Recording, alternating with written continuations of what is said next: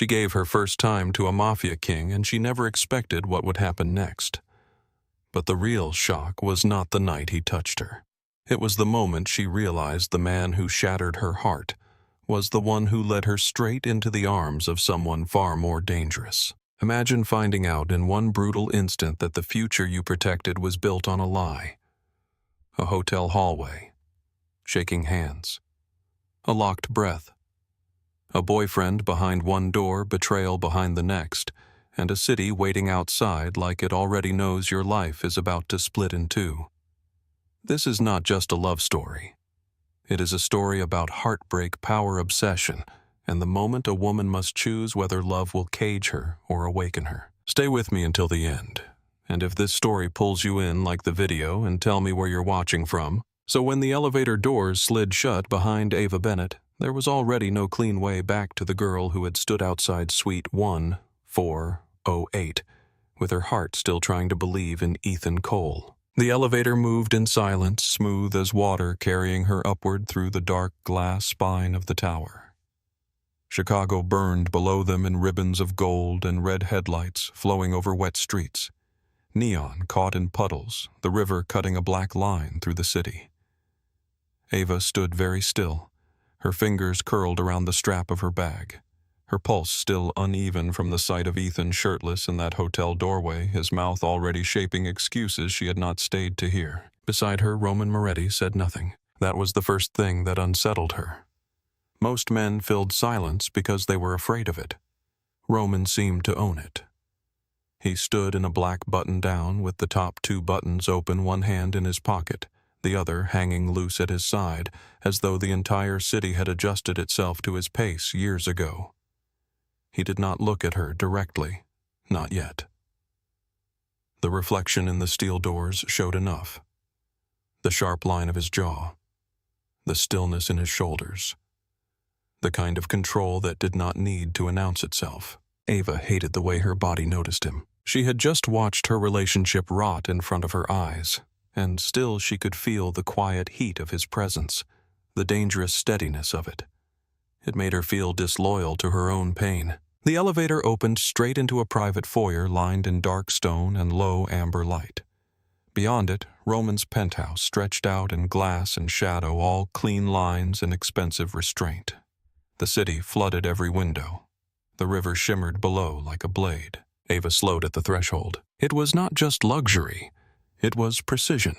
Nothing was accidental. The books arranged by spine and subject. The sculptural lamp cut from blackened brass.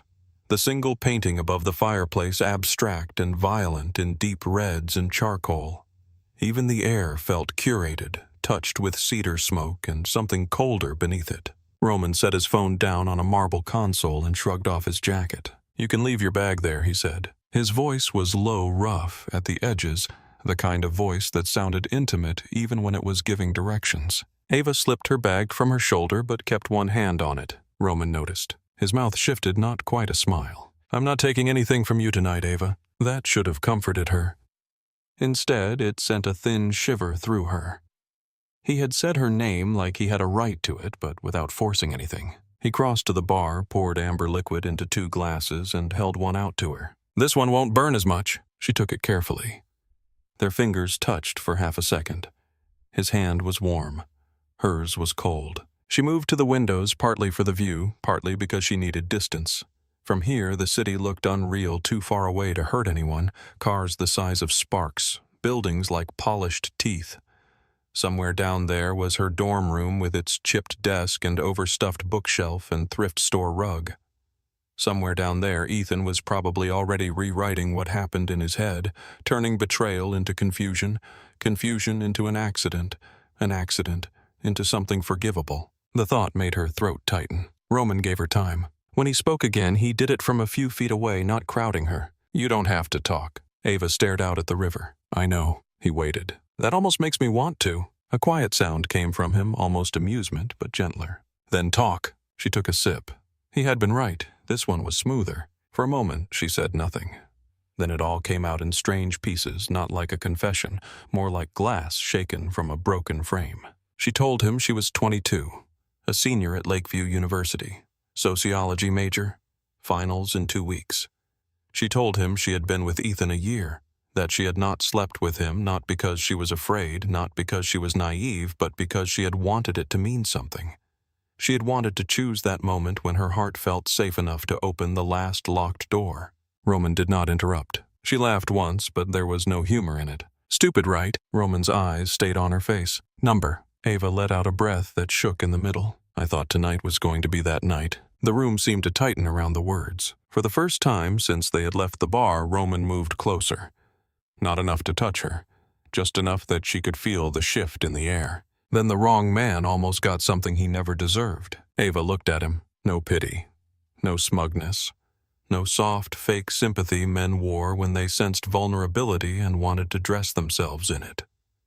He sounded angry for her in a way Ethan never had been angry for anything that did not affect him directly. A hot sting rose in her eyes before she could stop it. She turned away, pressing her lips together. This is humiliating. Roman leaned one shoulder against the edge of the marble island. Humiliation belongs to the person who did the thing, not the person who had to witness it. Ava gave a faint, disbelieving laugh. That sounds good. It's true. She studied him again. There was something severe in his face that might have looked cruel on another man. On him, it looked like discipline forged under pressure. Do you always know what to say? Number. Then why tonight? Roman lifted his glass, took a slow drink, and let the silence sit a moment before answering. Because I know what betrayal looks like on a face. The words landed quietly, but they landed deep. Ava almost asked what had been done to him. She stopped herself. He did not feel like a man who offered the center of himself on the first night. Instead, she asked, "And what makes you think I'm not the kind of girl who goes home with strangers all the time?" One dark brow lifted. Do you? Number. Then why pretend you might? Ava looked down into her glass. Because pretending felt better than admitting how lost she was. Roman seemed to understand that too. He set his drink aside and crossed to a hallway at the far end of the living room. When he returned, he carried a folded charcoal t-shirt and a pair of black lounge pants, both clearly men's, both expensive in the quiet way of things that were made to last. There's a guest suite down the hall on the left, he said. Bathroom is through the second door. You can shower. Sleep. Leave whenever you want in the morning. Ava stared at the clothes in his hands. That's it? Roman's gaze held hers. What were you expecting? She hated how quickly color rose to her face. I don't know. I do. The words were not mocking. They were worse. They were accurate. He stepped forward and placed the clothes on the back of a chair near her. Close enough to offer them. Not close enough to force her to take them. Then he did something that almost undid her. He gave her space. No move toward the hallway. No hand at her waist. No attempt to turn shock into opportunity. He simply looked at her the way a man might look at a skittish animal deciding whether the room was safe enough to stay in. If you change your mind, he said, my driver will take you home. Ava nodded, then realized she did not know what home meant tonight. Her dorm room suddenly felt impossibly small, too full of the version of herself that had spent a year believing Ethan was patient because he respected her.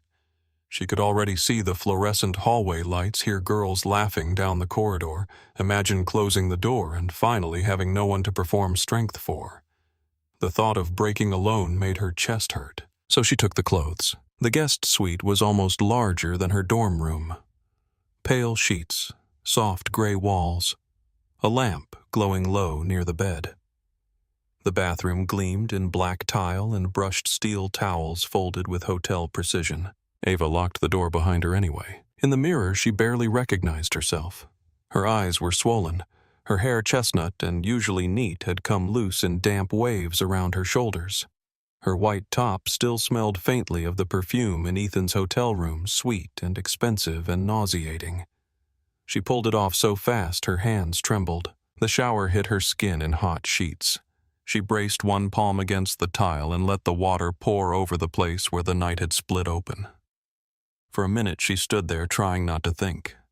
Then thinking became impossible not to do. Ethan's face when the door opened. The blonde on the bed. Roman's voice at the bar saying, "You're not broken, not yet." She shut her eyes hard. When she stepped out, she put on Roman's shirt instead of the one he had left for her.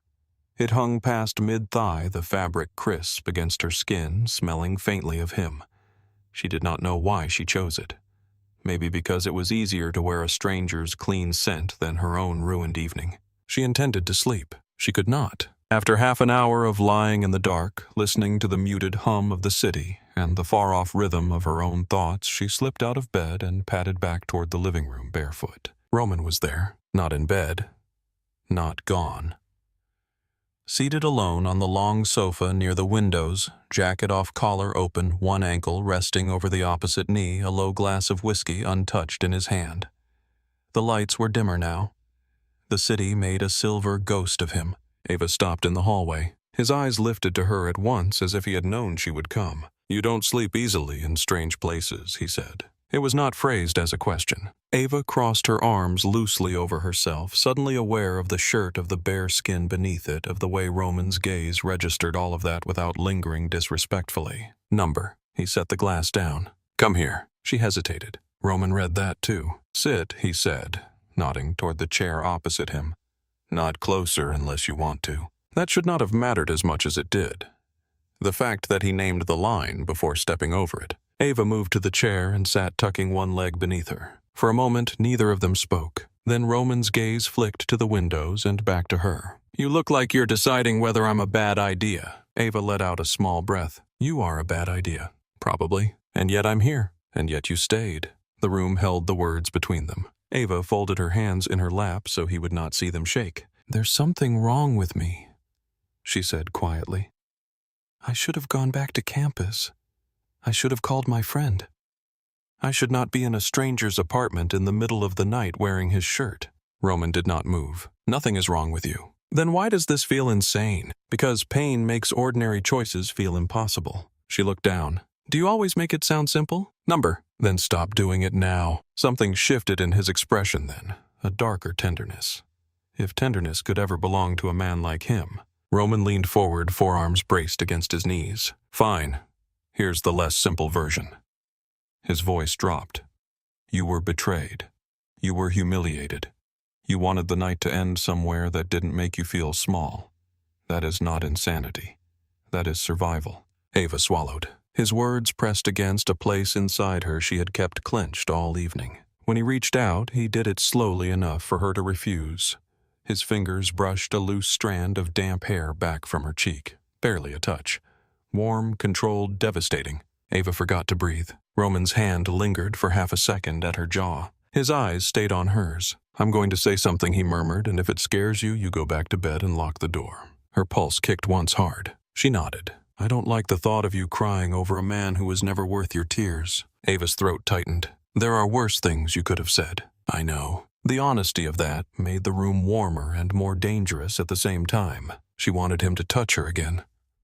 The realization came so suddenly it felt almost shameful. Not because she wanted Roman specifically, not yet, but because she wanted the ache inside her replaced by any sensation strong enough to drown it. He seemed to read that too. Roman drew his hand back. "Not tonight," he said. Ava blinked. "What?" "If you let me near you right now, you won't know whether it's me you want or the pain you want to escape." Heat climbed slowly into her face. "And you care about that?" Roman's mouth shifted. "I care about knowing the difference." That answer followed her back to the guest room and into the thin edge of sleep she finally found some time before dawn. She woke to the smell of coffee. For a few seconds, she forgot where she was. The sheets were too soft. The room too quiet. Then the city light came through the curtains, pale and silver, and memory dropped back into place with the weight of a second body. She sat up, heart thudding, and listened. The apartment beyond the door was calm, not empty, calm. When she stepped into the living area, Roman stood at the stove in a charcoal robe, sleeves pushed back, moving with unhurried precision over a skillet. Morning light sharpened the planes of his face. There was something almost absurd about it. This man who looked like he belonged in a boardroom or at the head of a table where men lost millions with one wrong word was making breakfast in bare feet. He glanced up as if her presence had tugged something invisible. "There you are." Ava had no idea why that simple sentence made her chest pull tight. "I didn't mean to sleep this late. It's 8. That's late for me." Roman plated soft scrambled eggs, roasted tomatoes, sliced avocado, and toast with a care that belonged in another man entirely. He set the plate in front of one of the stools at the island. "Sit." Ava did. Coffee appeared in front of her, dark and fragrant. Then orange juice. Then Roman slid onto the stool opposite her with his own plate. She looked at the food, then at him. You cook. I eat. That's not the same thing. It is if you dislike other people in your kitchen. The corner of Ava's mouth lifted before she could stop it. Roman noticed. He noticed everything. There, he said quietly. Better. She looked down at her coffee to hide the blush she did not understand. Breakfast should have felt awkward. It did not. Roman did not push for confession or ask for gratitude. He asked what year she was in, what her thesis track was, whether she liked Chicago before winter ruined it, whether she had always wanted sociology. Ava told him she liked systems power, the way people said one thing in public and lived by something else in private. She told him she liked asking why women were taught to fear desire, but men were taught to expect it. She told him she had built her schedule carefully because scholarships did not leave room for mistakes. Roman listened with the kind of still focus that made most people say more than they intended. When she finally took a bite of the eggs, her eyes widened. He saw that too. Good. She nodded once. Annoyingly, a quiet laugh moved through him, low and warm. Roman stood first. By the time Ava had finished the coffee, he had changed into a black suit that fit him like it had learned his body years ago. He checked the time on his watch and crossed toward her with something small in his hand. Ava. She slid off the stool. He opened a velvet box. Inside, nestled in black silk, lay a slim platinum bracelet. Minimal, elegant, not showy. The kind of piece a girl could wear every day without anyone guessing what it cost. Ava looked up. I can't take that. Yes, you can. It's too much. Roman stepped closer. It's not a gift in the way you mean. He lifted the bracelet from the box and let the silver catch the morning light. It links to my private security network. Ava stared at him, not fully understanding. His gaze never wavered. If anything happens to you, I'll know where you are. The warmth of breakfast vanished. You're tracking me. I'm making sure no one gets near you again. Ava let the words sit between them. In another voice from another man, they would have been instantly unforgivable. Coming from Roman, delivered with that absolute calm, they landed inside some complicated place between alarm and a pulse of dark, irrational safety. I barely know you. Roman looked at the bracelet, then back at her. I know enough. That's not an answer. It's the one I'm giving you. There it was. The first hard edge she had not imagined. He was not asking for permission. He was placing certainty in front of her and waiting to see whether she stepped away from it. Ava should have. Instead, she held out her wrist. She hated herself a little for that. Roman's fingers closed lightly around her hand. The clasp clicked into place with quiet precision. His thumb brushed the inside of her wrist once over the fluttering pulse there. Better, he said. Ava looked down at the bracelet. It was beautiful.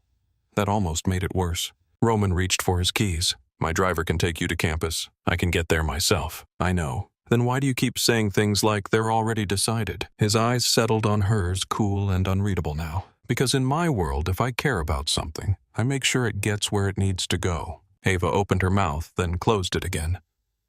There was no use pretending she did not hear the shape beneath the sentence. Not someone. Something. The ride to campus took 20 minutes. Rain glazed the streets. Lakeview's stone buildings rose gray and familiar against a low sky. Students moved in clusters under umbrellas, coffee in hand, backpacks slung over shoulders, every life ordinary in the way hers no longer felt. Roman's SUV stopped at the curb. She reached for the handle. Ava. She turned back. Roman looked at her with a focus so direct it made the inside of her ribs feel unsteady. If he comes near you again, you call me. She knew immediately he meant Ethan. That's not your problem. Roman's jaw shifted once. It is if it involves you. Then she was outside the car door, shut the bracelet cool against her skin. By noon, she was sitting in the campus cafe across from Sophie Lane, who had known her long enough to spot trouble before Ava admitted it aloud. Sophie took one look at her face and said, Okay. Start from the part you skipped over in your text. Ava wrapped both hands around a paper coffee cup.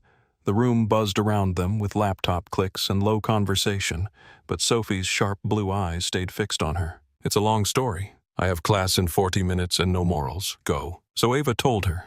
Not all of it.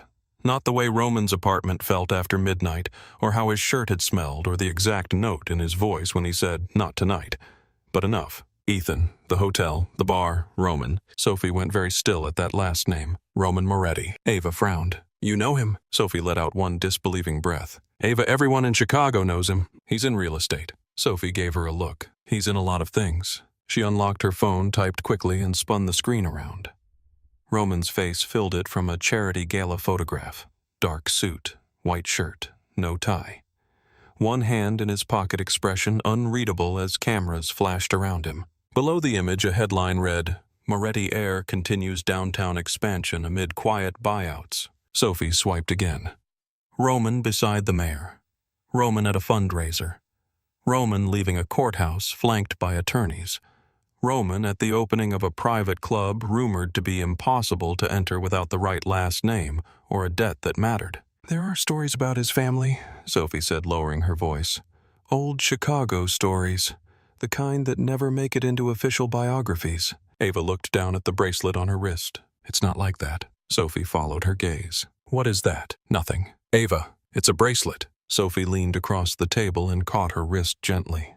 The moment her fingers touched the metal, her expression changed. This is not nothing. Ava pulled back a little too fast. He gave it to me. Why? The truth sounded worse spoken aloud, but Ava said it anyway. It tracks where I am. Sophie blinked, then once more slower. He what? It's linked to his security network. Ava, that is not security. That is surveillance with better packaging. A flush crawled up Ava's neck. I know how it sounds. Do you? Ava stared down into her coffee. Part of her did. The clear part. The part that studied systems and power and knew exactly what control looked like when it came dressed in care. But there was another part of her, bruised and raw from last night, that could not stop replaying the feeling of Roman seeing her at her worst and never once making her smaller for it. Sophie exhaled. Tell me you're done with him. Ava did not answer. Sophie's silence sharpened. Oh my God, you are not done with him. Before Ava could respond, a shadow fell across the table. Ethan. He looked wrung out, like he had not slept. His hair was a mess. His jaw carried a dark line of stubble she knew was not deliberate. He had the nerve to look hurt. Ava, please. Just listen to me for 5 minutes. Sophie leaned back in her chair, expression going flat. She doesn't owe you 5 seconds. Ethan ignored her. He looked only at Ava. I screwed up. I know I did.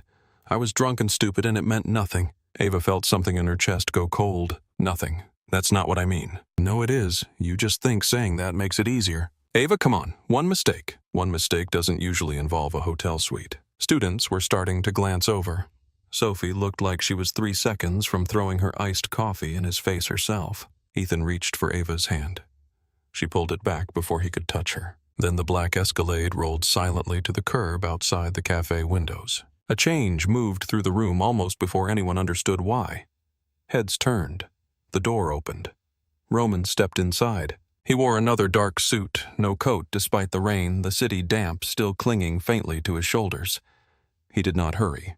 He did not need to. Space opened for him anyway. Ethan looked over, irritated first, then wary. Roman crossed the room with the quiet confidence of a man who had never once doubted the effect of his own presence. His gaze went from Ethan to Ava and back again. Is he bothering you? Ava had no idea what answer she meant to give. Ethan puffed up instantly. Who the hell are you? Roman turned his head slowly and regarded him with cool detachment. The man telling you this is the last time you walk toward her like you have a right. The room went still. Ethan laughed, but there was strain under it. You don't know anything about us? Roman's eyes did not blink. I know enough. Ethan took a step forward.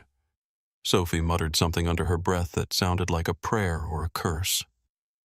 Ava rose halfway from her seat without realizing it. Ethan, don't. Too late. Ethan shoved Roman in the chest. Roman moved almost lazily.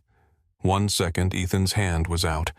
The next, Roman had his wrist twisted down and back just enough to drain all the blood from Ethan's face. No dramatics, no raised voice, just force carefully measured. Another inch, Roman said softly, and I break it. Ethan sucked in a sharp breath. Roman released him with a small push that sent him stumbling back into a chair. Then Roman turned to Ava and held out his hand. You're leaving. The command in it should have angered her. It did. It also made standing there feel impossible. Sophie's eyes found hers across the table. There was warning in them. Fear. Also recognition that the moment had already chosen its own shape. Ava picked up her bag. Roman did not touch her until they were outside where the rain had thinned to mist, and the city smelled like wet concrete and exhaust. Then his hand settled at the center of her back, firm and warm, through her jacket, guiding her toward the SUV. When the door closed behind them, silence flooded the interior. Ava stared out the rain-streaked window for a full block before speaking. How did you know where I was? Roman looked ahead. The bracelet. She laughed once sharply. Right. Roman's jaw flexed. You sounded surprised. I am. That you keep appearing the second my life starts to fall apart. Roman turned the wheel smoothly at the next light. I won't apologize for that. Ava looked down at the silver circling her wrist, beautiful and cold at once. No, she said quietly. I don't think you would. The city passed around them in wet light and blurred reflections. Somewhere between campus and downtown, Ava understood something she had only been circling until then. Roman Moretti did not enter people's lives softly. He stepped into them like he expected the ground to hold. And the dangerous part was not only that he watched or that he intervened or that his protection came wrapped in steel. The dangerous part was how quickly a broken heart could mistake that kind of possession for safety. By the time the SUV pulled beneath the tower and the doorman stepped forward with a lowered head, Ava was no longer only deciding whether Roman was dangerous. She was beginning to understand how easy it might become to stay near the danger once it started to feel like shelter. For Ava, that understanding should have been enough to make her step back. Instead, it drew her deeper. Over the next few days, Roman Moretti began to enter her life with the same quiet certainty he brought into every room. He never asked for space.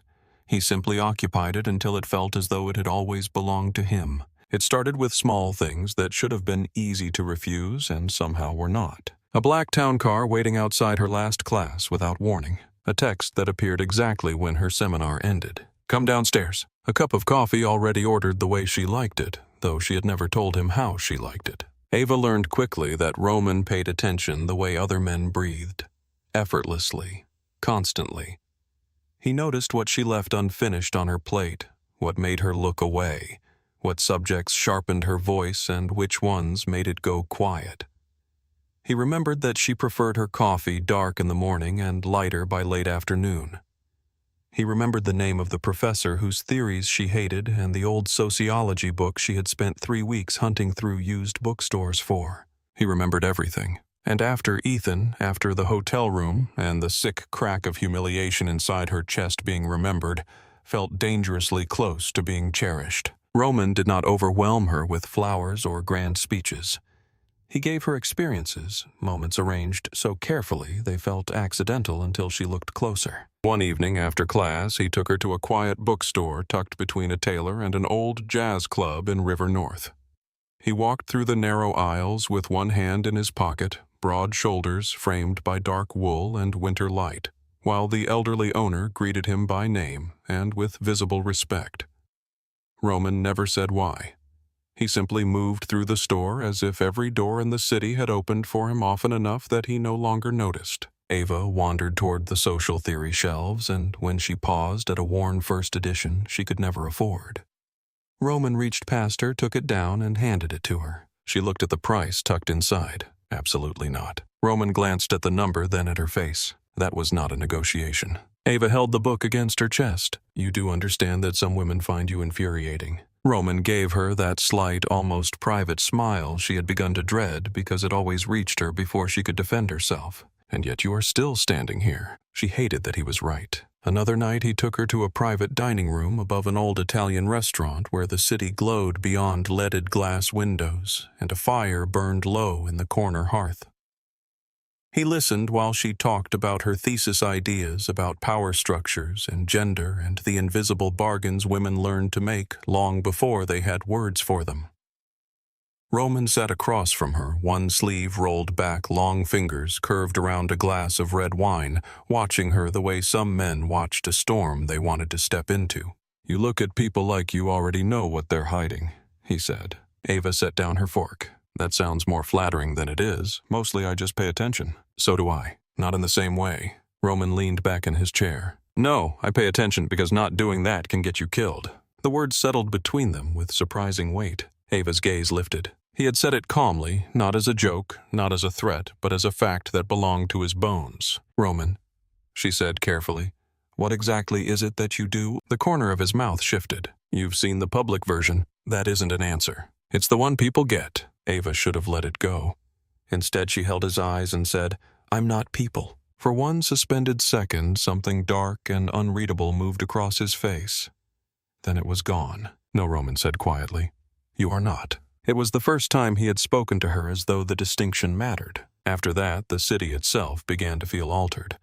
Not because Chicago changed, but because Ava had started seeing it through Roman's shadow. Corners she had passed 100 times now carried a new texture. The doorman who nodded too quickly. The maitre d' who stood straighter when Roman entered a room. Men in expensive coats who stopped speaking when Roman crossed a lobby. There were no obvious bodyguards at his shoulder, yet someone always seemed to be near. A man by the elevator, a black sedan idling half a block away, a voice in Roman's ear for half a second before he turned away and resumed whatever conversation they had been having. The city seemed to recognize him even when no one said his name. Sophie noticed the change in Ava before Ava admitted it to herself. They were in the student union one gray afternoon, half-eaten sandwiches between them, campus noise rising and falling around the table. Ava had been smiling at something on her phone when Sophie reached across, took the device from her hand, and glanced at the screen. Roman's name. Sophie let out a long breath. You smile differently when it's him. Ava reached for the phone. Sophie pulled it back just out of reach. That is not a good sign. It is just a text. What did he say? Ava hesitated. Sophie narrowed her eyes. Ava, he asked if I had eaten. Sophie blinked once. That is either weirdly sweet or the first page of a true crime documentary. Despite herself, Ava laughed. Sophie did not. I'm serious. You barely know this man. He is older than us by a decade, rich in the kind of way that changes laws around him, and 100% too controlled to be harmless. Ava took her phone back and looked down at the message. Have you eaten? A second one had followed while they were talking. Do not lie. Warmth moved through her before she could stop it. Sophie saw it happen on her face and groaned softly. Oh no, you like the bossy thing. It isn't that simple. It never is. Ava looked down at the silver bracelet around her wrist. She had tried once to take it off. The clasp held fast, smooth, and seamless like a decision made for her. I know it sounds bad, she said quietly. It sounds like a man who thinks care means access. Ava turned the bracelet slowly, watching light catch on the pale metal. Maybe he just thinks the world is dangerous. Sophie's expression softened, but not enough. And maybe that kind of man becomes part of the danger without meaning to. The words stayed with Ava all day. That evening, Roman took her to dinner in a place that did not feel part of the same city as campus coffee and fluorescent libraries. The restaurant sat high above Michigan Avenue, hidden behind velvet drapes and smoked glass, all candlelight and polished silver and low music that wrapped around the room like expensive perfume. The hostess greeted Roman by name, and the entire room seemed to reorient around his presence when he walked in. Ava had not planned on seeing him that night. He had sent a dress to her dorm with no note, only a black garment bag and a pair of heels in the exact same soft champagne shade. The dress had been liquid silk, simple and devastating cut in a way that made her feel both elegant and newly aware of every line of her own body. She should have been offended. Instead, she stood in her dorm bathroom, fingers brushing the smooth fabric over her hips, staring at the girl in the mirror and realizing she had never looked like this for anyone before. Roman looked at her only once when she stepped out of the elevator into his penthouse, but that one look was enough to make her pulse trip. For a moment he said nothing. Then he crossed the room, opened a small velvet box, and took out a pair of pearl drop earrings. Lift your hair. Ava obeyed before thinking better of it. His fingers brushed the side of her neck as he fastened the earrings one and then the other. A tiny movement. A small touch. Still, her knees nearly forgot how to hold her. You planned all this, she murmured. Roman met her eyes in the mirror. Yes. Do you always do that? When something matters. He said it so simply that she had no answer. At the restaurant, whispers followed them from the moment they entered. Not loud enough to be rude. Not soft enough to miss. Ava felt them like static over her skin. Roman seemed completely untouched by it. His hand rested at the small of her back as they crossed the room, not pressing, just there, warm through the silk. At the table, he ordered without looking at the menu. The sommelier smiled too carefully. A man across the room lifted a glass toward Roman in silent acknowledgement and received the slightest nod in return. Everything around him spoke the same language, power that did not need volume. Ava took a sip of wine, trying to ignore the attention. Roman watched her over the rim of his own glass. You can ask. She looked up. Ask what? What everyone in this room is thinking. Ava let out a faint breath. Why they care who you came here with? Roman set down his glass. Because I do not usually bring anyone. That should have felt flattering. It did. It also made a knot tighten somewhere under her ribs. And tonight they look because you are with me. The words moved through her like a match held too close to skin. Roman's hand found hers on the white tablecloth. Not a grab, not a command, just his fingers closing over hers with deliberate possession. His thumb swept once across her knuckles. Let them look, he said quietly. Ava should have pulled back. She did not. She told herself she only liked the warmth of his hand. The certainty in it. The way he looked at her as if no one else in the room deserved his full attention. But beneath all that was another feeling darker and harder to name. It thrilled her to be chosen so completely by a man everyone else seemed to orbit from a distance. The drive back to this penthouse was quiet. Chicago blurred past in wet lights and mirrored glass. Ava sat with one hand folded in her lap and the other curled around the silk of her dress, still feeling the pressure of Roman's fingers over hers. Inside the penthouse, the city lay beneath them in gold and black. Roman loosened his tie and crossed to the bar. Ava slipped off her heels near the sofa and stood barefoot on the rug, suddenly aware of how intimate silence could become in a room like this. Roman returned with 2 glasses of wine and handed one to her. You were quiet on the ride. So were you. I know why. Ava took the glass, her fingers grazing his. Then tell me. Roman studied her face for a long moment. Because you are trying to decide whether tonight was beautiful or dangerous. Heat rose behind her ribs. What if it was both? Roman stepped closer just enough that she could smell cedar and clean smoke on his skin. Then you are finally asking the right question. Ava's breath slowed, then changed. For a second, neither moved. Then she said the thing she had not planned to say, the thing that had sat under her skin all night. I have never done this before. Roman's expression did not change, but something in his eyes sharpened. Done what? All of it. Her voice came lower now, steadier than she felt. Gone somewhere like that. Worn something like this. Been looked at like I was someone's answer. Roman set his glass down, very carefully. That is not what you meant. Ava looked away, then back. Number. The room grew quieter. She had imagined this confession before, but never here. Never with him. Never in a penthouse lit by city fire and silence. There should have been shame in it. Instead, there was only trembling honesty. I was with Ethan a year, she said. There was a night I thought I was ready.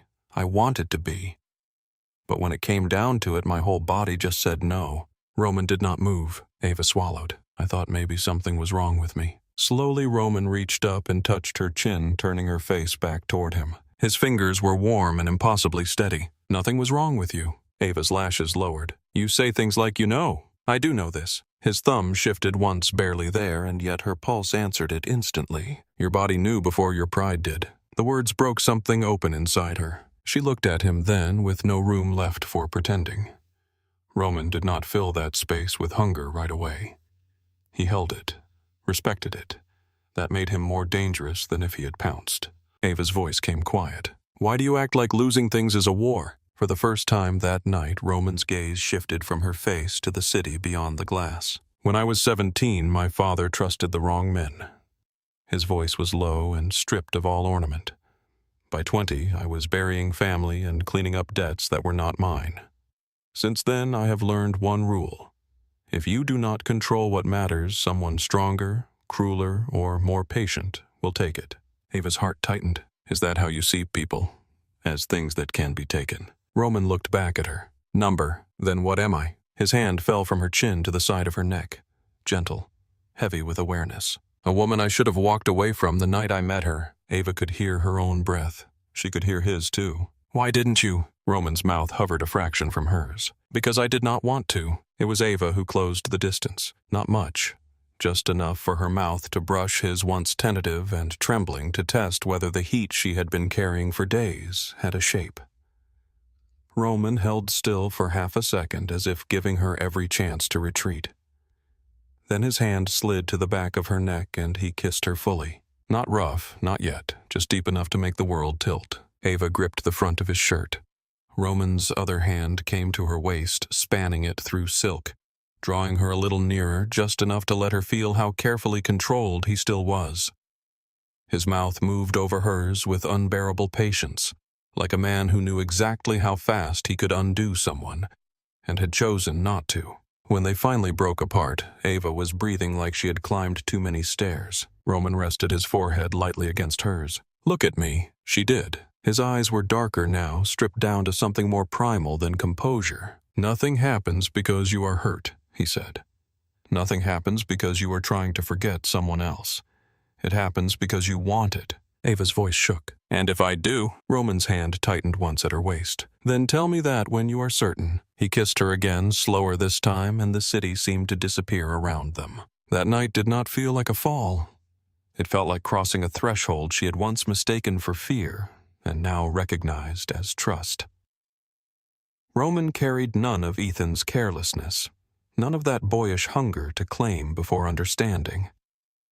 Every touch felt measured against her breathing, her expression, the tiny flinch of uncertainty she barely knew how to hide. There was desire in him enough to darken the room, but there was restraint, too.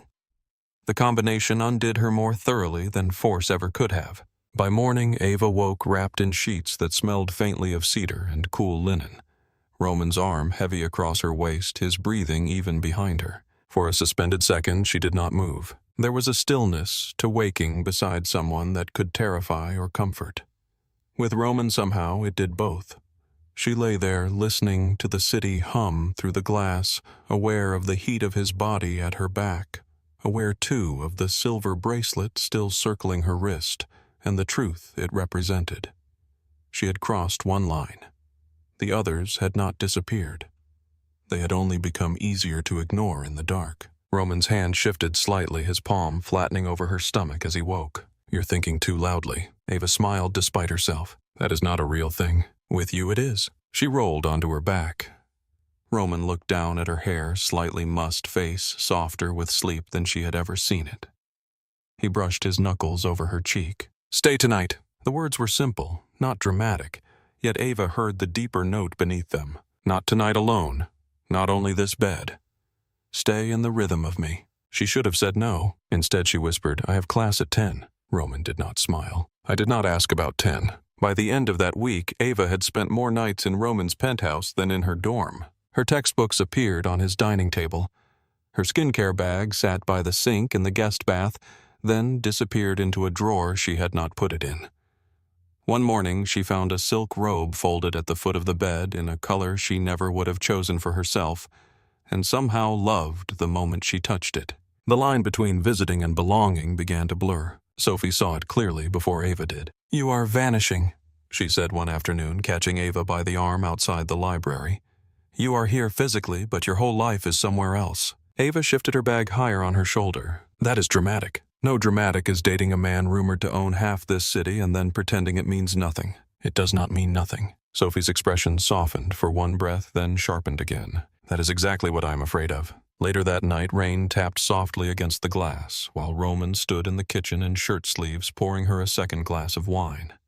Ava sat barefoot on one of the stools, chin resting on her hand, watching him with the quiet fascination she no longer tried to hide. Roman set the wine in front of her, then remained standing between her knees. "I have something to say." Ava tilted her face up. "That sounds serious." "It is." His hands came to either side of her on the marble counter.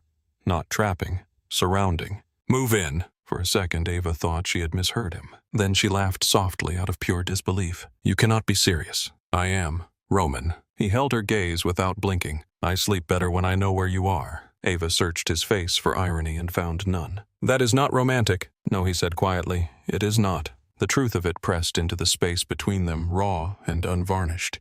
No flowers, no seduction, just possession laid bare in its cleanest form. Ava's pulse beat once hard enough to hurt. She looked at his hands, braced beside her, at the city behind him, at the life that could swallow hers if she stepped too far in without naming what it would cost. And even then, even with Sophie's warning still echoing in her mind, even with the bracelet on her wrist and Roman's control threading through every beautiful moment they had shared, she could not pretend she did not feel the pull. It was not only him, it was what he offered.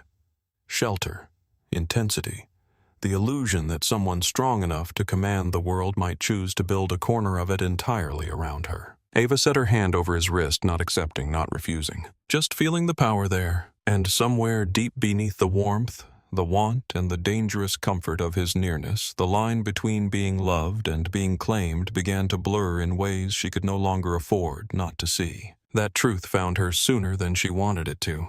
The next morning, Chicago woke under a low white sky, all stone and river and cold light. Ava left Roman's building in one of her own sweaters and the same jeans she had worn the day before, her books pressed against her chest, her thoughts moving in restless circles. Roman had kissed her once in the elevator lobby, a slow, quiet kiss that made the doorman look respectfully away. Then he had sent her to campus in the black SUV, as if that had become the most natural arrangement in the world. On the ride over, her phone buzzed with a message from Sophie. "You are having lunch with me today? No excuses." Ava smiled faintly. Before she could answer, another message came through from an unfamiliar university address. "Ava, if you have a moment after your noon seminar, I would love to speak with you about your final paper. Daniel Mercer." She read it twice. Professor Mercer taught one of the most difficult electives in the department, a graduate-level sociology seminar on gender institutions and the politics of private life. He had a reputation for being brilliant, demanding, and impossible to impress. Ava had spent half the semester trying to stay one step ahead in that class. She had also spent half the semester quietly admiring him for the way he could walk into a room, say very little, and still make every student sit up straighter. For the first time all morning, something inside her lit clean and bright, untouched by Roman, untouched by Ethan, untouched by any man's shadow. Maybe this is about the paper, she thought. Maybe it is something earned. The seminar passed in a blur of underlined notes and restless concentration. Mercer lectured from the front of the room in a dark blazer and open collar sleeves, turned back his voice, measured and calm. When class ended, students rose slowly, still talking through the reading. Ava packed her books and stood only to hear his voice from the aisle. "Ms. Bennett, a minute." The room thinned around her. By the time the last of her classmates had left, Mercer was leaning against the front desk, one hand in his pocket, studying her with an expression she had always read as thoughtful. "Your final paper was exceptional," he said. Ava felt heat move into her face. "Thank you, Professor. I do not hand out praise casually." "No, you do not." Something close to a smile touched his mouth. "That is one reason I am speaking to you now." He crossed to his desk, lifted a folder, and held it out to her. Ava took it. Inside was a formal notice for a summer research assistantship tied to the department's graduate program. Paid, competitive, prestigious. For a second, she forgot to breathe. "I do not understand." Mercer folded his arms. "It means I would like you to work with me this summer. Research prep field review. Archival work, maybe some co-development if you are as strong in person as you are on paper." Ava looked from the letter to his face. Her chest had gone tight with something brighter than hope. Relief. Pride. The old, hungry kind that came from being seen for what she could do, not how she looked, not what some man wanted from her, but for the work she had fought to build quietly on her own. "Professor, I do not know what to say. You could start with yes." A breathless laugh escaped her before she could stop it. Yes, absolutely." "Good." He stepped closer and tapped the edge of the letter. "This could help you if you are serious about graduate school." "I am. I thought so." The words should have felt simple. They did, at least then. Ava spent the next hour half floating through campus. The stone paths looked brighter. The bare trees seemed less winter gray and more silver in the light. Even the wind off the lake felt almost welcome. She called Sophie first, who screamed loud enough through the phone that Ava had to hold it away from her ear.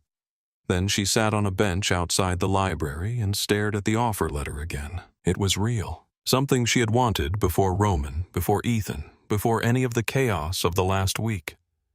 Something that belonged entirely to her mind and her future. By the time Roman's car pulled up at the curb after her final class, she was eager, glowing, full of the kind of happiness that needed to be spoken aloud. He was already behind the wheel. Roman rarely drove himself. The fact that he had tonight gave the moment a strange intimacy, as if the rest of the city had been dismissed for an hour, and only the two of them remained. Ava slid into the passenger seat and shut the door against the cold. Roman turned his head and looked at her once. "You are pleased with yourself." The corner of her mouth lifted. "I am." He leaned in and kissed her before she could say more. His mouth was warm, deliberate, familiar enough now to send that same quick pull low in her stomach. When he drew back, his fingers brushed her cheek. "Tell me." Ava reached into her bag and took out the folder. "Professor Mercer offered me a summer assistantship." Roman's expression did not change at first. "It is paid." Ava went on, words coming faster with excitement. "Research prep department support, probably a lot of archival work, and maybe field review. He said it could help with graduate school. Roman, this is huge." His hand stilled where it rested near the gear shift. "Mercer." She looked at him. "Yes." Roman started the engine, but did not pull away yet. "How old is he?" Ava blinked. "What?" "This professor." "I do not know. Late 30s, maybe?" Roman's jaw tightened almost imperceptibly. "And he selected you?" Ava laughed softly, still not understanding. "Yes, because my paper was good." Roman's gaze went to the windshield. "What course does he teach?" "Gender and institutions." A beat passed, then another. The mood inside the car shifted so quietly it took Ava a second to recognize it. The warmth was gone. The easy attention. In its place came something flatter, colder, controlled with such effort that it chilled the air more than anger would have. "I do not want you working alone with him." The words landed hard enough to knock the happiness clean out of her. She turned in her seat. "Excuse me." Roman pulled away from the curb. "You heard me." Ava stared at him. "That is your response." "My response is that I do not like another man placing himself in your future under the excuse of helping you." Ava actually laughed then, but there was no amusement in it. "He is my professor. He is a man. So are you." Roman looked at her then only for a second, but his eyes had darkened. "Yes." The city moved around them in streaks of gray and red light. Ava pressed the folder tighter against her lap. "This is not about you. It became about me when it became about you." "Roman." He cut in before she could finish. "You are 22. He is nearly 40. Men like that do not go looking for bright girls because they care so much about education." The words hit too many nerves at once. Her pride, her work, the careful self she had built before him. "Do not do that," she said sharply. "Do what?" "Reduce this to some man wanting me because he looked at my face before he looked at my paper." Roman's voice stayed low. "You think men do not do both?" Ava could feel the anger rise, now hot and clean. "I think you do not get to decide the meaning of every room I walk into." His hands tightened on the wheel. "I decide what risks matter." "No," Ava said. "You decide what you can tolerate." Silence filled the car. The city outside had begun to blur into evening. Storefront lights came on one by one. A train rattled overhead somewhere to their left. Ava could hear her own breathing now, too fast, too sharp. Roman spoke without looking at her. "I do not want my woman in another man's orbit." The sentence struck her with the force of something physical. She turned to him fully. "Your woman." Roman said nothing. Ava's pulse beat hard at her throat. "I am not a thing you place somewhere safe and then circle with guards." He kept driving. "I am talking about your safety." "No, you're talking about control." Roman's mouth set. "I know the difference." "Do you?" That landed. She saw it. A flicker in his face gone almost before it appeared. The only sign that she had finally hit the exact wound beneath all that composure. Ava looked down at the silver bracelet around her wrist. She could feel its weight suddenly more than metal, more than jewelry. A symbol. A line crossed because she had been hurt enough to mistake possession for comfort. "This matters to me," she said, quieter now but fiercer for it. "This is not some dinner reservation you can rearrange. It is my work, my future. You do not get to tell me where ambition becomes inappropriate." Roman's gaze stayed fixed on the road. "And I do not have to like another man inserting himself into your life." Ava stared at him. For one suspended second she understood with painful clarity that his love, if this was love, would always carry the shape of conquest unless someone forced it to change. "Stop the car." Roman did not react at first. "Ava, stop the car." The SUV slowed, then pulled sharply to the curb on a side street lined with bare trees and old brick apartment buildings. Rain had begun again, a cold, fine mist on the windows. Ava reached for the handle. "You are overreacting," Roman said. She turned back, disbelief burning right through her. "I am overreacting because I do not want my life filtered through your fear." Roman's face had gone still in that dangerous way again. "I am trying to protect you." Ava's voice shook now, but she did not lower it. "From what? A professor, a classroom, a future that does not ask your permission." She shoved the folder back into her bag and opened the door. "Ava." She looked at him one last time. For one terrible moment, she saw not only the man who had held her like she was precious, listened to her like she mattered, watched her like she was the center of every room, but the other thing, too. The deeper thing. The instinct that wanted to close a hand around everything it loved and never let air reach it again.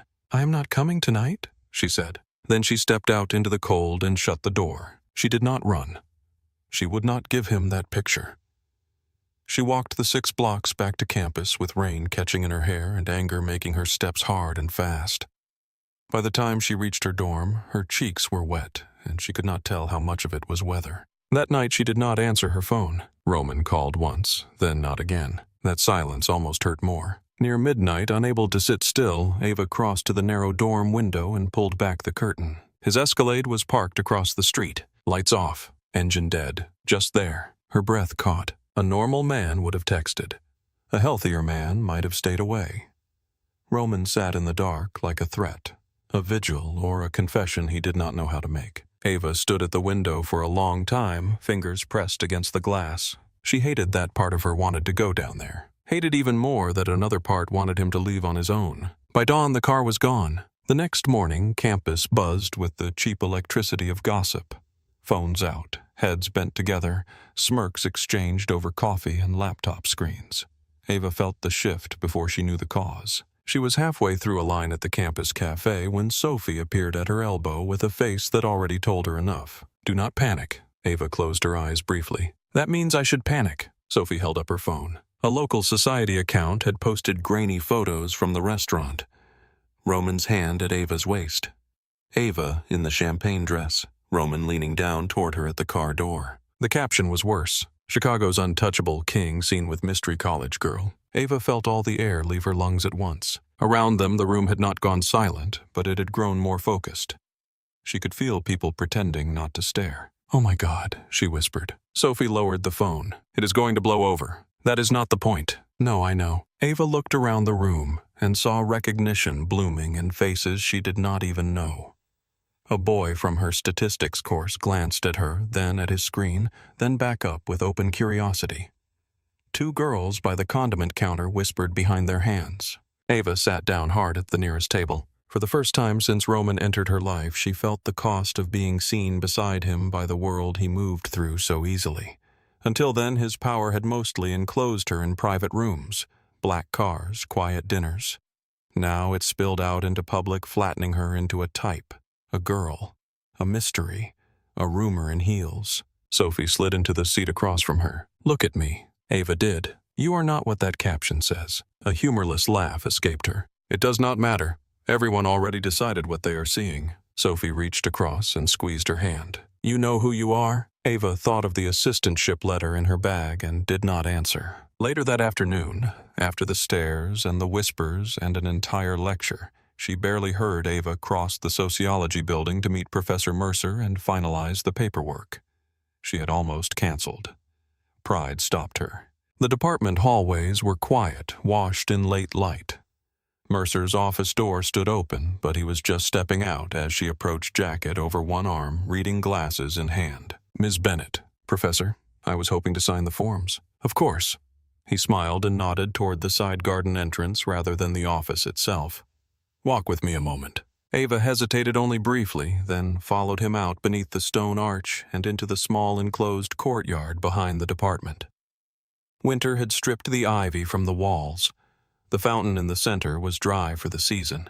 Mercer slowed near a bench. "You seemed distracted yesterday." Ava tried to smile politely. "It was a long day." "I imagine so." Something in his tone made her glance up. He was watching her with unusual directness, not the calm academic focus she knew from class.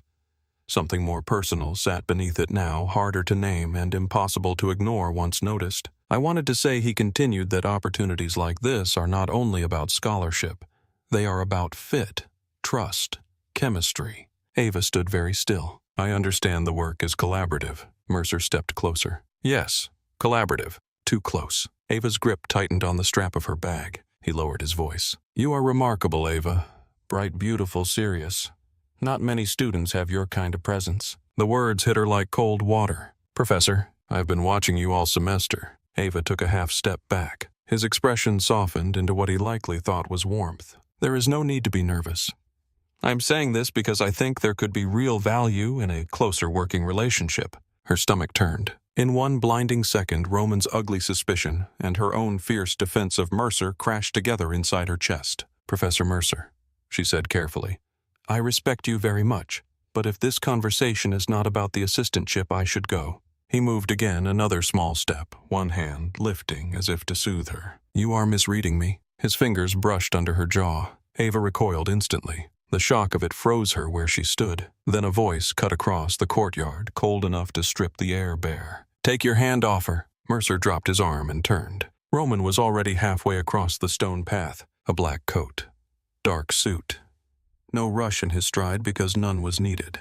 Fury on him looked almost elegant until you saw his eyes. Ava's heart slammed once against her ribs. Roman. He did not look at her. He stopped directly between her and Mercer, close enough that the professor had to angle his shoulders back. Mercer tried first for indignation. This is inappropriate. Roman's voice stayed even. You put your hand on her. You have misunderstood. Roman took one more step. No, he said. You assumed she was alone. Mercer's face changed then. Not guilt, exactly. Fear. The fast, thin kind that rises when a man realizes the person in front of him belongs to a world where polished language stops mattering. I was only trying to reassure her, Mercer said. I think perhaps she became uncomfortable because of the publicity around her recently. Roman's gaze did not shift. If you touch her again, your career ends in the same week. Ava found her voice. Roman, stop. He still did not turn. Mercer swallowed hard. I think given all this, the department may no longer be the right fit for the assistantship. There it was, the coward's exit, withdrawal disguised as discretion. Ava stared at him. For 1 second, humiliation hit harder than anger. Not because Roman had been wrong, but because the moment he was right. Something of hers had been taken anyway. Mercer backed toward the building. I am sorry, Ms. Bennett. She almost laughed. He disappeared inside. Only then did Roman turn to her. Are you hurt? Ava looked at him as if from a great distance. He had come because of the bracelet, of course. Because he knew where she was. Because perhaps he knew more than that. Because somewhere in his world, men watched and reported and moved before she had the chance to understand she was being watched at all. You are everywhere, she whispered. Roman's expression shifted. Ava. No. Her voice broke, then hardened. No.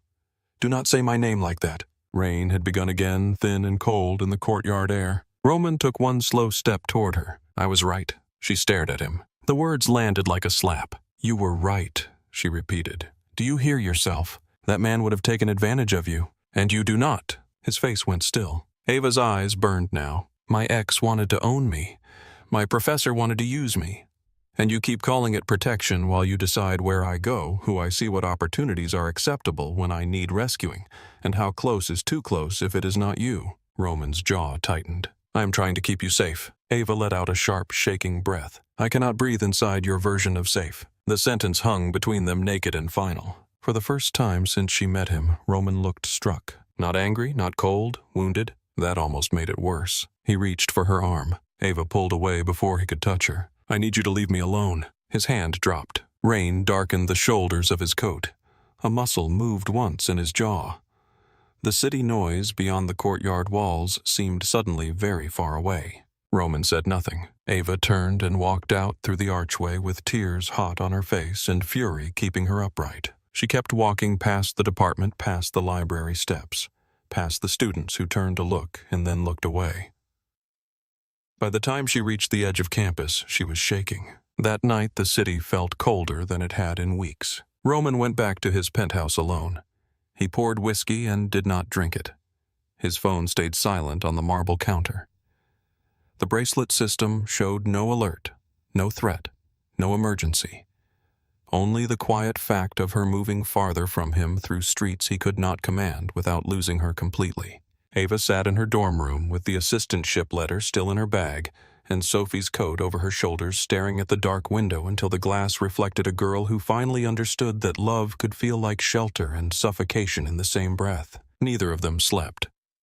Chicago carried on beneath both windows, indifferent and glittering, while the space between them grew heavy enough to change the shape of everything that had come before. The distance Ava asked for did not feel like freedom at first. It felt like withdrawal. The next 2 days passed in strange, airless fragments. She went to class. She took notes she barely remembered writing. She answered Sophie when spoken to and ignored her phone when it stayed silent long enough to make her restless. Roman did exactly what she had asked. He stayed away. No black SUV at the curb. No messages waiting the second her lectures ended. No flowers, no gifts, no attempts to force his way back in through charm or pressure. That should have made everything easier. Instead, it left behind the shape of him in every hour. She noticed it most at night. In the dorm, the walls felt too thin, the mattress too narrow, the hallway noise too bright and careless. She had not realized how quickly Roman's penthouse had taught her another kind of silence. The kind that wrapped itself around a room and made even breathing feel intimate. Here, doors slammed. Girls laughed too loudly 3 rooms down. Someone burned microwave popcorn after midnight, and the smell lingered until morning. Ava lay awake staring at the ceiling and hated herself for missing a man she had just accused of smothering her. On the 3rd evening, Sophie stood in Ava's doorway with a black dress draped over one arm, and a look that clearly meant resistance would be treated as a personal insult. Number. Sophie tossed the dress onto the bed. That was not a question. Ava did not look up from the paper she had been pretending to read for 20 minutes. I am not in the mood. That is exactly why you are going. Ava pressed 2 fingers to the bridge of her nose. Sophie, you have spent 48 hours haunting this room like a Victorian widow, and I am done watching it. There is a final party tonight at Martin Hale's warehouse. Half the graduating class will be there, which means enough noise, alcohol, and bad life choices to make this week bearable. Ava gave her a flat look. You make it sound charming. It is not charming. It is useful. Sophie crossed the room, pulled open Ava's closet, and started sorting through clothes with ruthless efficiency. Ava let her because she was too tired to argue properly. The black dress Sophie finally chose was shorter than Ava usually wore and far more fitted through the waist. Paired with heeled boots and her old leather jacket, it changed her reflection just enough that she did not entirely recognize herself. Her hair fell in loose waves around her shoulders. A darker mouth, a steadier stare. When she came out of the bathroom, Sophie looked up from the desk chair and let out a low whistle. There, that is not the girl who cried in a courtyard. Ava grabbed her bag. No, she is still here. Sophie stood and came closer, one hand briefly touching Ava's arm. I know, but tonight she gets to dance. The party lived exactly where Sophie said it would. In a converted brick warehouse on the west side where old steel beams cut through blue light and the floor shook with bass-heavy music. Students packed the room shoulder to shoulder. The air smelled like spilled beer perfume sweat, and cold air dragged in each time the loading door opened. Laser light moved across faces made loose by graduation and exhaustion. For the first hour, Ava let the noise do its work. She danced with Sophie and 2 girls from political theory. She drank something strong and fizzy from a plastic cup. She laughed once genuinely when one of the speakers cut out, and the crowd booed in unison before the music slammed back harder than before. It was not peace, but it was movement. It was enough. Then she felt a hand close around her wrist. Ava turned too fast, pulse jumping. Ethan. Of course. He looked good in the most irritating way possible. Black sweater, expensive haircut, the same face that had once seemed open and easy and now looked weak under bad lighting. A little flushed from drinking, a little bitter around the eyes. You have been hard to find. Ava pulled her wrist free. Try harder. Ethan gave a soft, incredulous laugh. That is how you are going to play this. There is no this. Music thundered around them, but in the small circle of space between their bodies, everything felt abruptly sharp and clear. Sophie saw him from across the floor and started moving toward them, but Ava lifted one hand slightly without taking her eyes off Ethan. Not yet. He leaned closer, voice raised over the beat. So it is true then. Ava said nothing. The photos, the car, the whole city talking about you and that guy. That guy has a name. Ethan's mouth twisted. Right. Roman Moretti. He said the name with forced carelessness and obvious dislike. Ava folded her arms. If you have a point, make it. Ethan's gaze dragged over her dress, her boots, the leather jacket, the darker lipstick. You have changed. Good. No, it is just funny. He laughed again, but there was acid under it now. 1 week and suddenly you are this whole other person. Guess your rich gangster really showed you a few things. The words landed hot and ugly. Ava stared at him. He saw it and kept going. What too honest? You would not give anything to me for a year, and now half of Chicago is watching you climb into his car like you belong there. She could feel Sophie behind her now, feel her tension, feel the way the people nearest them were beginning to sense something worth watching. Ethan leaned in, voice lower, uglier. I guess there really was a woman under all that innocence. You just needed someone with money and power to bring her out. The beer in Ava's hand hit him before the thought had fully formed. Cold liquid splashed across his sweater, his jaw, his mouth. The nearest circle of students went silent. Ethan froze. Ava set the empty cup on the edge of a speaker and stepped closer. Not loud, not wild, only cold. You do not get to stand here and talk about my body as if you ever earned access to it. Ethan wiped at his face, stunned. You cheated on me. Yes, she said. And you did me the favor of ending something that should have died earlier. His expression hardened. So that is it. You are in love with him. The question should have stopped her. Instead, something inside her steadied. Maybe it was anger, maybe clarity, maybe the simple relief of hearing the truth spoken by someone she no longer needed to protect. Ava held his gaze. I am glad it was not you. The words cut. She saw that. Ethan's mouth opened, but she was already stepping back. Stay away from me, she said. Whatever is broken in you does not get to touch me again. She turned before he could answer and walked straight into Sophie's waiting grasp. Sophie caught her elbow and steered her through the crowd toward the loading door and the cold air outside. For a few seconds, neither of them spoke. The street behind the warehouse was wet and nearly empty. Music pulsed dimly through brick walls. Then Sophie looked at her and laughed in pure disbelief. You threw a beer in his face. Ava leaned against the wall and let out one shaky breath. Yes. How do you feel? Ava looked up at the winter sky. For the first time in days, the answer came easily. Clear. Sophie's smile softened. That is new. Ava nodded once. It was. Because Ethan no longer mattered. Not the way he had. Not as the beginning or the ending of anything. He was just a boy who had taken too much space in her mind and now no longer fit there. The problem was that once Ethan was stripped away, what remained in the center of her chest was Roman. Not only his touch or his voice or the physical gravity of him. Something harder. The fact that she had been angry with him because he mattered enough to wound her. The fact that when she told him she could not breathe inside his love, she had not stopped loving him. Sophie watched her face change. Oh no, she said quietly. Ava let out a humorless laugh. I know. You are thinking about him. Yes. Sophie folded her arms against the cold. That is not automatically a reason to do something stupid. Ava pushed away from the wall. Number, which means you are going to. Ava looked toward the city lights beyond the industrial blocks, toward downtown, somewhere in the distance, where glass towers rose above the dark river, and one of them held a man who had not called because she asked him not to. He gave me space, she said softly. Sophie frowned. Bare minimum behavior is not a grand gesture. I know. Then why does that sound like it matters? Ava looked down at the bracelet still circling her wrist. Because even from a distance, Roman had obeyed her in the only way that counted. He had not forced his way back in.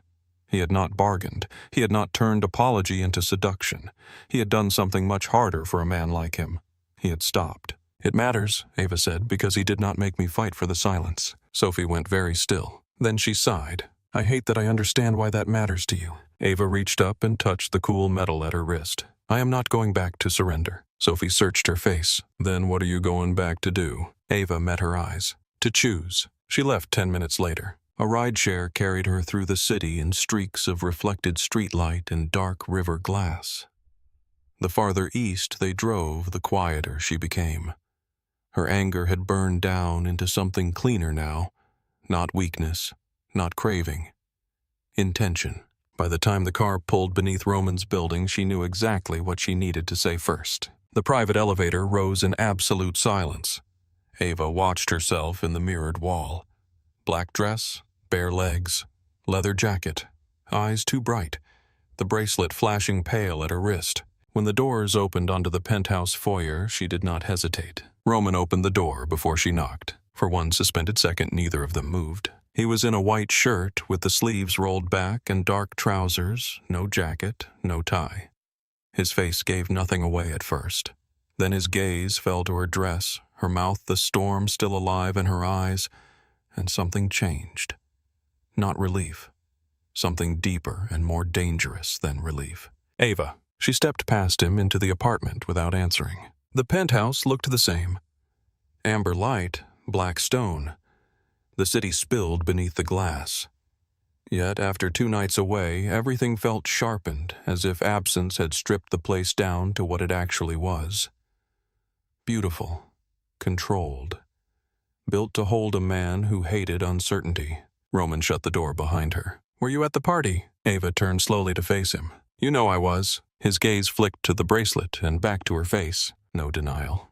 That more than anything made her pulse settle. She lifted her hand between them. "Give me the key." Roman did not move. The room went very still. "Ava, give me the key." His eyes stayed on hers. No anger, no charm. Just a long, unreadable silence in which she could almost feel him measuring all the ways this moment mattered. "You told me I could take it off whenever I wanted," she said. "So give me the key." Roman reached into his pocket. For a second, she thought he might argue first. Explain. Resist. Instead, he drew out a small silver key and placed it in her palm without speaking. The metal was warm from his body. Ava looked down at it, then at the bracelet. Her fingers were steady as she slid the key into the hidden clasp. There was a soft click. The bracelet loosened and fell into her other hand. The sound it made when she set it on the marble console between them was almost nothing. Still, it felt louder than any argument they had ever had. Roman watched her. Ava held his gaze. "If I stay tonight," she said, "it will not be because you own me. It will be because I walked back in here myself." For the first time since she met him, his composure slipped in a way only she would have noticed. Not much, just enough to reveal the depth of what it cost him to stand there and let her say it. "I know," he said. The answer moved through her harder than if he had tried to fight. Ava crossed the distance and kissed him first. Not softly, not as a peace offering, as a decision. Roman caught her waist instinctively, his body tightening under her hands, but he did not seize control. He let her lead the shape of it, let her set the pace. Her fingers moved to the buttons of his shirt, undoing the first one, then the second, while his breath changed against her mouth. When she drew back, his eyes were dark enough to look almost black in the low light. "Ava." "Tonight," she said quietly, "you listen." Something like astonishment flickered through him. Then hunger followed. She took his hand and led him toward the bedroom. The city glowed cold behind the glass. The room itself was all shadow and clean lines. The bed raised slightly above the floor, sheets turned down in white against black wood. Ava had crossed this threshold before, but never like this. Never with this steadiness in her blood. Roman stood at the edge of the bed and watched her as if she were something both precious and dangerous. And perhaps for the first time he understood the two could exist in the same woman. Ava slid his shirt from his shoulders and let it fall. Her hands moved over his chest, learning again the hard warmth of him, the restraint that lived even in muscle. He reached for her, and she caught his wrists lightly. "Not yet." His mouth curved faintly, but there was nothing playful in his eyes. "Number." She found the silk scarf folded on the bedside table and held it up. Roman looked at it, then back at her face. "You want that?" "Yes." A beat passed. Then he inclined his head once. Ava stepped closer and tied the scarf over his eyes. When she finished, she rested her fingertips briefly at the back of his neck and felt how steady he forced himself to stay for her. That steadiness undid her more than impatience would have. She kissed him, then slower this time, with the power shifted just enough that both of them could feel it. Roman exhaled against her mouth, his hands flexing once at his sides before settling. He was letting her guide him into uncertainty, letting her become the thing he could not fully predict. That was the gift hidden inside all his fear. Not his control, his surrender. What followed belonged less to heat than to trust. Ava touched him with deliberateness, gave and withheld, spoke softly, and expected him to obey. Not to punish him. To make him feel what it was to stand inside desire without owning it. To receive. To wait. To be undone by someone else's choice. And Roman let her. He let her press him back onto the bed, let her hold his wrists for one moment when instinct almost made him reach, let her whisper against his mouth, "Say it." His breath caught. "Say what?" "That you are mine tonight." The silence that followed was not resistance. It was revelation. Then Roman said it in a low, rough voice she felt all the way through her. "I am yours." Ava closed her eyes briefly. Not because she believed it in some permanent foolish sense, but because the words carried no mockery, no compromise, no half-truth. For one night in one room he had opened his hands. Morning came quietly. Ava woke first. Pale dawn sat at the windows, turning the river silver. Roman slept on his side, one arm thrown across the sheets, dark hair fallen over his forehead, the scarf discarded sometime in the night. Without all that watchful control in his face, he looked younger. Not soft exactly, just human in a way the rest of the world probably never got to see. She slipped out of bed and pulled on one of his white shirts. The kitchen felt different with bare feet and early light, less like a fortress. More like a place where breath and coffee and small, ordinary sounds might actually belong. She found eggs, butterflower berries, enough to make something simple, something hers. By the time the coffee finished, she heard him behind her. Roman stopped in the doorway. For one long second, he said nothing. Ava turned with a pan in one hand. "Good morning?" His eyes moved over her slowly. The shirt, her hair loose around her shoulders, the plates on the counter, the coffee. The first woman, perhaps, to move around his kitchen without asking permission or performing gratitude. "You are making breakfast." Ava set the pan down. "Yes." Roman stepped closer, still looking at her as if the sight itself had altered something in the room. "No one has ever done that here. Maybe you never let anyone." That reached him. Roman came to stand directly in front of her. Close enough for warmth. Not close enough to interrupt. Probably not. Ava picked up the coffee cup she had poured for him and held it out. He took it without breaking eye contact. Then, because there was no point pretending anything had become simple just because the night had been beautiful, she said the truth. "I'm in love with you." Roman went absolutely still. The coffee cup remained in his hand untouched. Ava kept going because stopping now would turn honesty into cruelty. "That is the problem," she said. "Because I love you enough to come back here, and I also know I cannot survive being swallowed by your fear." Roman set the cup down very carefully. "Ava, no, let me finish." He did not interrupt again. She drew in a breath. "I am angry with you. I probably will be again. I do not trust all of your instincts because too many of them ask me to disappear into whatever makes you feel less afraid. But I am still here." Her throat tightened. "So if this is going to be real, it cannot look like ownership. Not again." Roman's face gave away almost nothing, only the force with which he listened. Ava touched the bare skin of his wrist where the pulse beat steady under her fingers. "I do not want a man above me. I do not want a keeper. I do not want to become a smaller version of myself just because you know how to make danger feel like devotion." His eyes closed for one brief second. When they opened again, there was something rawer in them than she had ever seen. "What do you want?" The question came low, honest, more vulnerable than any apology. Ava met his gaze. "I want a partner. Someone who can stand beside me without trying to lock every door around me. I want my work, my future, my mind. I want you, but not at the cost of myself." The apartment held the silence after that like something sacred. Roman looked at the breakfast she had made, then at the bracelet still lying where she had left it on the console in the other room, visible from the kitchen if he turned his head slightly. Finally, he looked back at her, and for once he answered without trying to bend the shape of what she had said. "Yes," he said quietly. Ava searched his face, waiting for the rest. The conditions, the negotiation, the hidden steel. None came. Just that one word carrying more weight than all his old promises of protection ever had. She stood there in the quiet morning, barefoot in his shirt, feeling how fragile and immense that moment really was. Not because everything had been solved, nothing that mattered ever was, but because for the first time since she met him, Roman was not asking how to keep her. He was learning how not to. Roman did not say anything else right away, and somehow that mattered more than if he had filled the kitchen with promises. He simply stood there in the cold silver light of morning, his white shirt open at the throat, his face stripped of every practiced defense she had come to know so well. The city behind him looked distant and unreal, all glass and river and pale dawn, as though Chicago itself had stepped back to listen.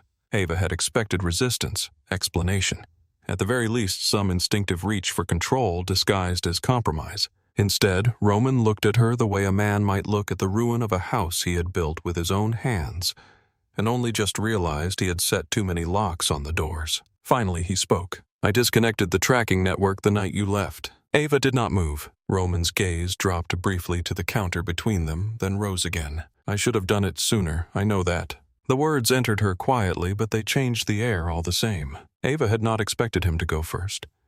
She had not expected confession where he used to place certainty. "You did not tell me." Roman's mouth shifted, not quite bitter, not quite amused. "You asked for distance, not a report." Ava studied him in the morning light.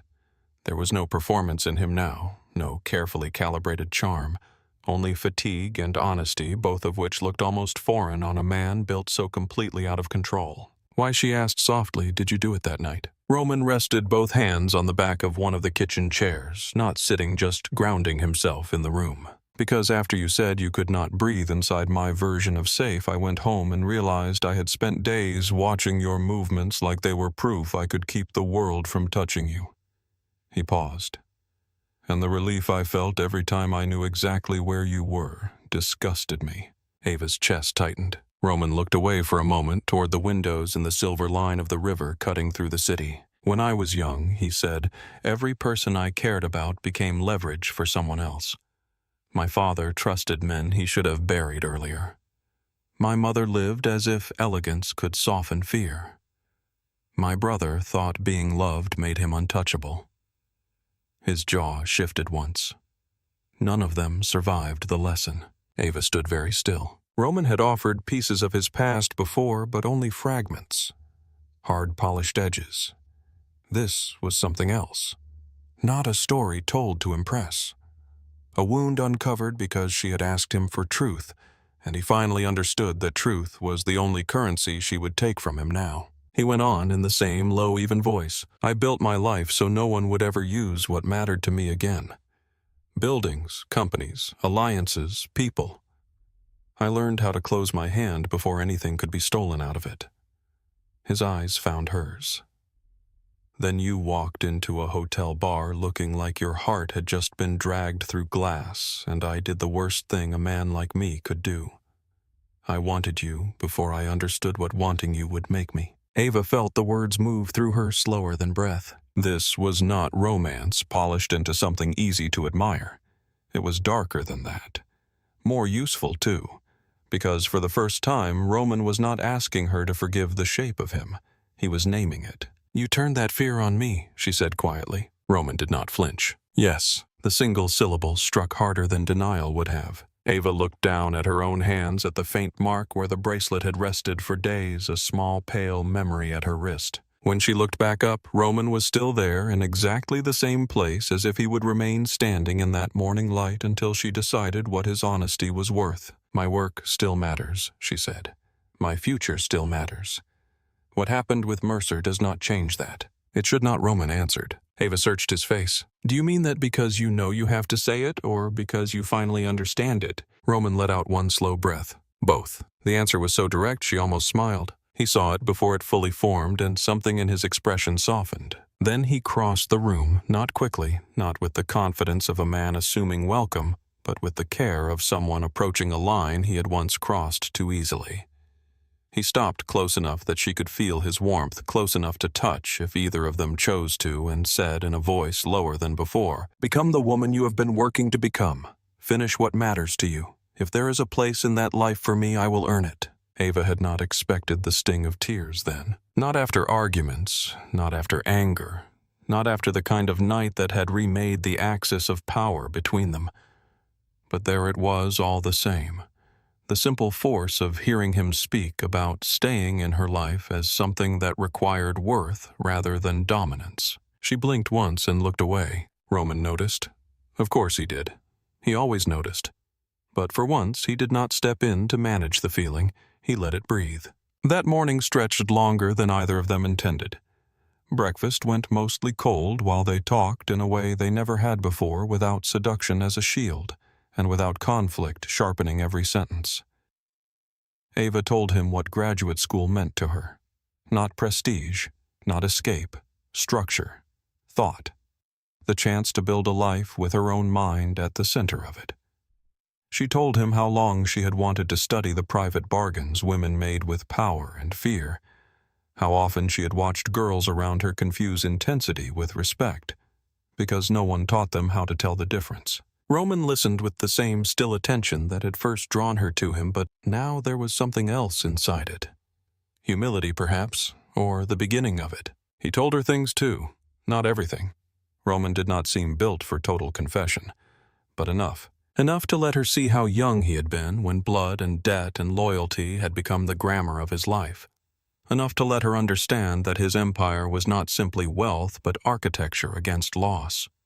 Buildings raised like fortifications, businesses arranged like battalions, security everywhere because grief had once entered his life through every unlocked door. None of it excused what he had done to her, but it made him legible, and legibility Ava thought was not forgiveness. It was the first thing that made real love possible. By noon, the sky had brightened into a cold, clear blue. Roman took a call in his office, and Ava stood alone by the windows with a cup of coffee looking out over the river and the moving city below. She should have felt trapped up there. The strange thing was she did not. Not anymore. Not in that moment. Maybe because the choice to stay had become visible to her again. Maybe because the bracelet lay abandoned on the console like a relic of a version of them that could not survive if anything better was going to take shape. When Roman came back into the living room, he had changed into a charcoal suit. Tie undone, cuffs buttoned. The public version of him settling back into place, though not completely. She could still see the mourning in his face if she looked closely enough. "I have to go downtown for an hour," he said. Ava nodded. "All right." He stood there a second longer, then said, "I will have someone drive you anywhere you need to go." She tilted her head. "Do I need permission to refuse that now?" A faint shadow of a smile touched his mouth. "Number." "Good." Roman glanced toward the kitchen, then back to her. "Ava." She waited. "I'm trying." The simplicity of it reached her more directly than apology alone might have. "I know." He crossed to her, then one hand lifting slowly to touch her face. Not claiming. Asking. Ava leaned into it before she could think too hard about why. His thumb brushed once over her cheekbone. Then he kissed her. It was not the ravenous kind of kiss they had once used to escape difficult truths. It was quieter than that slower carrying restraint and need in equal measure. When he drew back, his forehead rested lightly against hers for one brief second. Then he left. Ava spent the afternoon on campus. She went first to see the department chair. Her heartbeat had gone wild walking into the office, but she had done it anyway. She explained carefully, clearly, without embellishment, what had happened with Mercer. Not every detail. Enough. Enough to place the truth where it could no longer be privately swallowed. The chair, a severe woman with silver hair and an expression carved by decades of academic politics, listened without interruption and asked exactly 3 questions. At the end, she said Mercer would be placed under formal review and that the assistantship would be reassigned once the department completed its internal process. Ava sat in stunned silence for a moment. "So I have not lost it." The woman removed her glasses. "You nearly did, because men often mistake access for talent. That is not your fault, Ms. Bennett. Do not make the common mistake of carrying their shame for them." By the time Ava left the office, her hands were shaking. But the shaking felt different now. Not helpless, not undone. Clear. She found Sophie outside the library steps with 2 coffees in hand, and impatience written all over her face. "Well," Ava took one of the cups and told her everything. Not everything, perhaps. Not the full shape of Roman's confession that morning, or the exact way his voice had changed when he said he would earn a place in her life. Those things still felt too private to put into open air. But enough. The department. Mercer. The bracelet. The key. Roman giving it over without argument. The night she returned. The morning after. Sophie listened the whole way through with one eyebrow slightly raised and a look that changed in small increments from suspicion to reluctant interest to something like concern on Ava's behalf all over again. When Ava finished, Sophie blew across the lid of her coffee and said, "I still do not trust him." Ava gave a tired half-smile. "That makes 2 of us sometimes." "No." Sophie looked at her more carefully. "You trust him exactly enough to be hurt by him. That is different." Ava looked away toward the quad where students crossed in winter coats, talking too loudly. Living ordinary lives, she could almost still imagine herself inside. He listened. Sophie was quiet for a beat. "Then make sure he keeps listening." It was the kind of thing only Sophie could say without making it sound like permission. That evening, Roman sent no car. No instructions, no assumption. At 7, Ava buzzed his private line from the lobby downstairs and rode the elevator up on her own. He opened the door in shirt sleeves and looked faintly surprised to see her there. The surprise pleased her more than it should have. "You did not tell me you were coming." That was the point. Something warm moved briefly through his eyes. He stepped aside. This time, when Ava entered the penthouse, it did not feel like crossing into a world that might consume her. It felt like stepping into a room where the rules were still being rewritten and she was finally holding the pen, too. Roman had set the dining table for 2. Simple. No staff, no elaborate staging. Just food kept warm in the kitchen, wine breathing on the counter, candles left unlit because the city itself already gave them enough light. "You cooked," she said. Roman looked almost offended. "I am capable of repeating breakfast-level competence." Ava laughed, then the sound small but real in the wide room. Dinner unfolded with an ease they had never quite managed before. Not because everything difficult had vanished. It had not.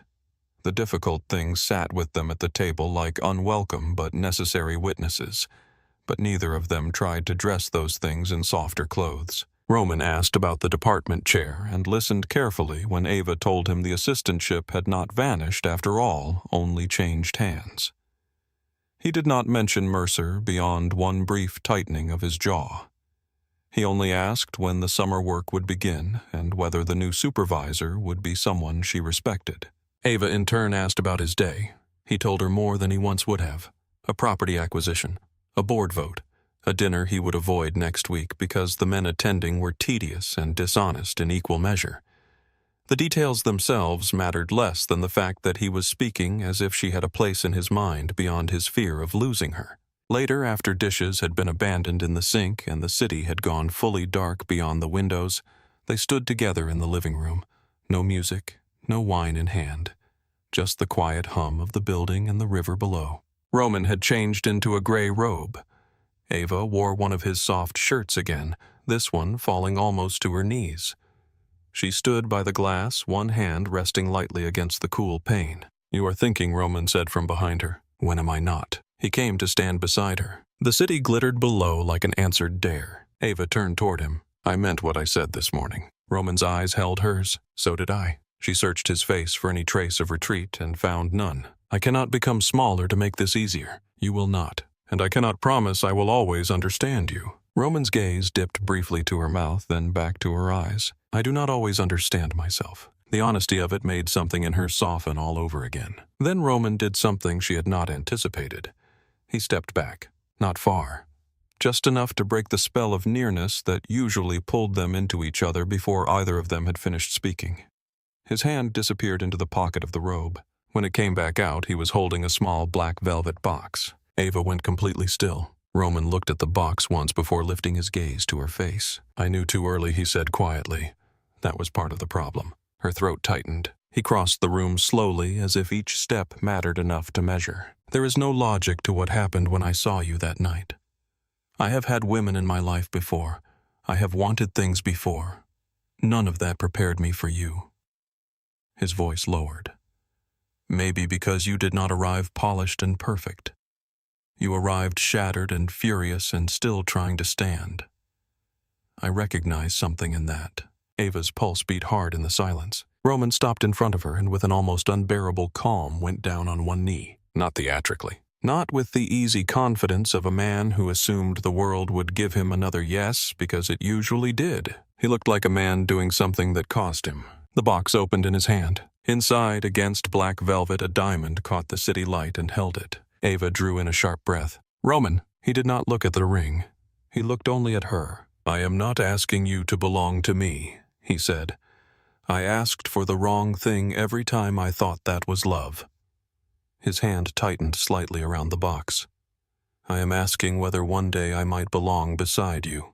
Tears rose fast and hot. Roman continued in the same quiet voice. "If you say no, I will still protect the life you are trying to build by staying far enough away not to damage it.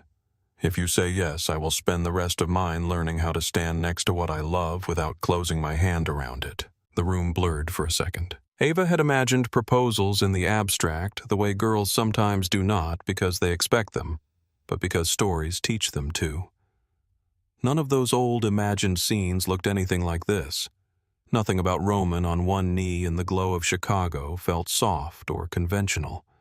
It felt earned by pain-argument desire and the kind of love that had finally been forced into plain language. She stepped closer and lowered herself down in front of him until they were eye level. Then she reached out and closed the ring box gently with her hand still resting over his. Roman's expression did not shudder exactly, but something in him braced for impact. Ava cupped his face with both hands. Yes, she whispered first because she would not punish him with uncertainty when the truth already lived in her chest. Relief moved through him so quickly and so deeply she felt it before she fully saw it. Then she smiled through her tears and said the second truth. "But ask me again in 6 months." Roman stared at her. Ava brushed her thumb lightly over the line of his jaw. "I want to be your lover first, then your partner. Then if we still recognize ourselves and each other clearly enough, your wife." Her voice shook only a little now. "I need time to become more of who I am before I stand beside you as that woman. And I need you to have time to prove that this is not only hunger learning better manners." For one suspended second, he simply looked at her. Then the slowest smile she had ever seen on him touched his mouth. Not triumphant, not relieved in the easy way of men who think they have won. Just moved. 6 months, he said. Ava nodded. Yes. Roman lifted her hand and kissed the inside of her wrist where the bracelet had once rested. Then 6 months. She laughed softly through tears and pressed her forehead to his.